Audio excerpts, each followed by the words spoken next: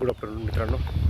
मी आज आहे क्रांतिज्योती सावित्रीबाई फुले पुणे विद्यापीठ परिसरामध्ये पुणे येथे.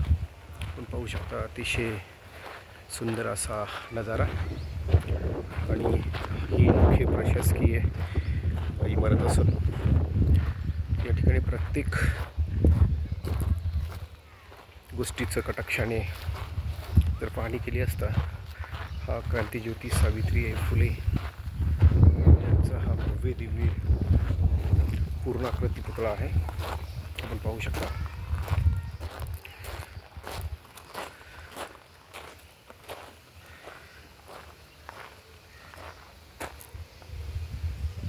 अतिशय भव्य दिव्य असा हा पूर्णाकृती पुतळा.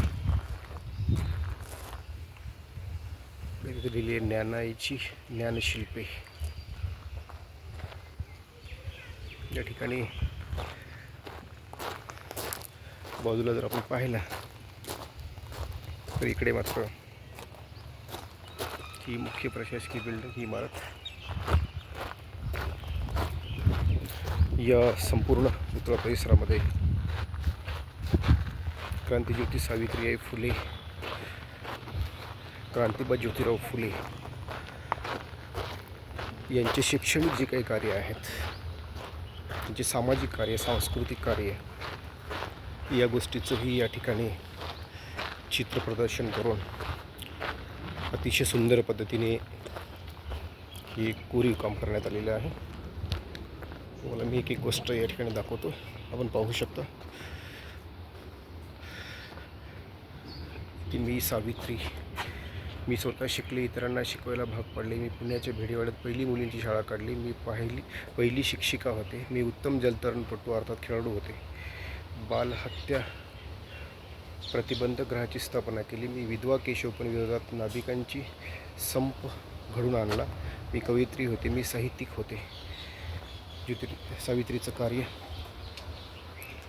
सावित्रीबाई फुले पुणे विद्यापीठाचं लोगो, ज्योत निमाली, स्वतःच्या जीवाची पर्वा न करता प्लेग रोग्यांची अखंड सेवा करणारं हे चित्र या ठिकाणी दाखवलेलं आहे. प्लेगच्या महामारीमध्ये रोग्यांची सेवा करतानाच पुन्हा चित्र आहे.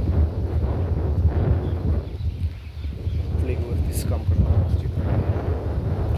सत्यशोधक समाजाचे अधिवेशन सासवड 1893. सत्यशोधक चळवळीचे नेतृत्व करताना क्रांतिबा ज्योतिराव फुले आणि सावित्रीबाई फुले यांना खंबीरपणे साथ देताना भारतीय सशस्त्र चळवळीचे जनक क्रांतिगुरू लहुजी राघोजी साळवे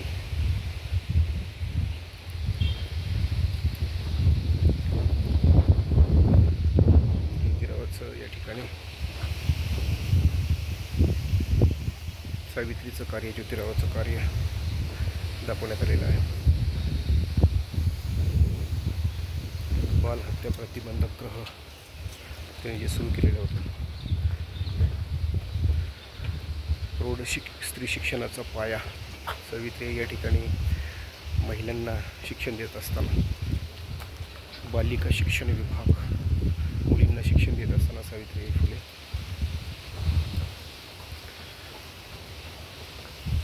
दत्तक पुतळे यशवंत, शूद्र अतिशूद्रांना पाण्याची विहीर आपल्या राहत्या घरी खुली केलेली आहे, तो या ठिकाणी प्रसंग दाखवण्यात आलेला आहे. स्त्री शिक्षणाचा पाया कशा प्रकारे मनोवादी प्रतिगामी लोक विरोध करत असताना सावित्रीबाई खंबीरपणे शैक्षणिक कार्य करताना पुन्हा तेच दाखवलेलं आहे की सावित्रीबाई आणि ज्योतिराव खंबीरपणे शिक्षणाची ज्योत पुढे घेऊन जाताना. ज्योतिराव फुले आणि सावित्रीबाई फुले हे फार मोठे उद्योजक होते आणि त्यांचं घराणं अतिशय संपन्न होतं. त्या ठिकाणी त्यांची उद्योजकीय परंपरा दाखवण्यात आलेली आहे. सावित्रीमाई कवयित्री सावित्री झाल्या. महात्मा ज्योतिराव फुले यांच्याकडून शिक्षणाचे धडे घेताना